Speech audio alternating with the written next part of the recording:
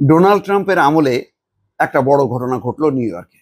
সেটি হচ্ছে নিউ ইয়র্কের মেয়র নির্বাচনে জোহরান মমদানি নামে একজন মুসলিম ভারতীয় বংশোদ্ভূত সিটি মেয়র হিসেবে নির্বাচিত হয়েছে।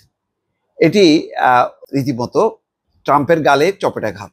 নিউ ইয়র্কের এই বিজয়ের মধ্য দিয়ে ডেমোক্র্যাটরা আবার তাদের যে নতুন করে উত্থান, যে তাদের যে ধস নেমেছিল গত নির্বাচনে, আবার কিন্তু তারা ব্যাক করলেন এবং খুব শক্তিশালী প্রতিদ্বন্দ্বী রিপাবলিকানদের খুব শক্তিশালী প্রার্থীকে হারিয়ে এই মুসলিম বংশোদ্ভূত জোহরান মমদানি জিতলেন।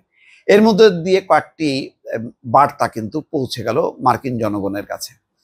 সেই বার্তাটি হলো যে ডোনাল্ড ট্রাম্প দুটি বিষয়ে খুব ঘোর বিরোধী, তিনি এবং বলা যায় তার দল। সেটি হচ্ছে অভিবাসন বিরোধী, আরেকটি হচ্ছে মুসলিম বিরোধী। তো দুটাকেই প্রতিনিধিত্ব করছেন এই জোহরান মমদানি। তিনি একদিকে বলতে গেলে বংশোদ্ভূত হলো এক ধরনের অভিবাসী, তার পূর্বপুরুষ ছিল ভারত থেকে যাওয়া, আবার হচ্ছেন তিনি মুসলিম। একেবারে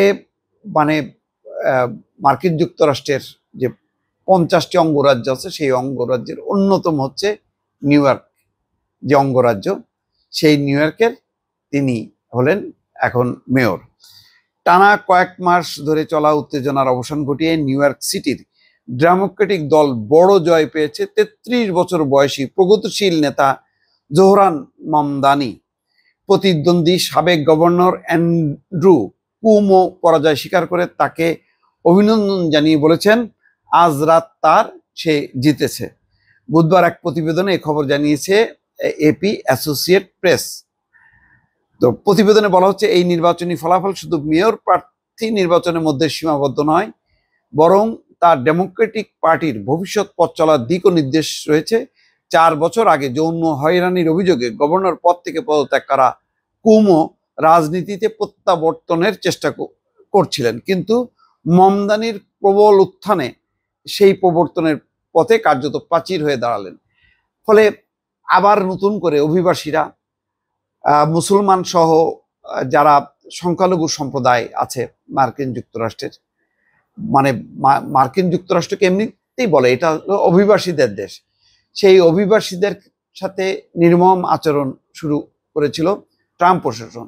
কিছুদিন এই যুদ্ধের উত্তেজনায়, ইরান তারপরে ইসরায়েল, এই যুদ্ধের উত্তেজনায় ডোনাল্ড ট্রাম্প বা মার্কিন প্রশাসনের নজর ছিল এই যুদ্ধের দিকে।